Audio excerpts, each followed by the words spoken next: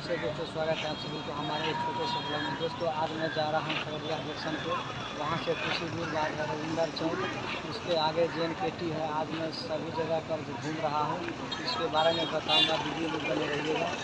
Finally guys हम लोग आ गए हैं रविंदर चौक, देख लीजिए यही है खगड़िया का पर।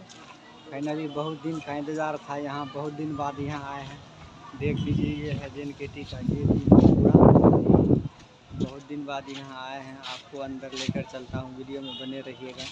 ये है मेरा दोस्त कुशेश, देख लीजिए यहाँ इसका पूरा हो गया। तो दोस्तों फाइनली हम लोग आ गए हैं JNKT स्टेडियम में। देख लीजिए खगड़िया के स्टेडियम है ये, देखिए चारों इलाका घूम के देख लीजिए पूरा। यहाँ ये खगड़िया का स्टेडियम है JNKT, पूरा नामी गिरामी स्टेडियम है ये। पूरे खगड़िया जिला में एक ही है स्टेडियम, वो है JNKT। देख लीजिए सारा चीज़, यहाँ आपको अंदर लेकर चलता हूँ।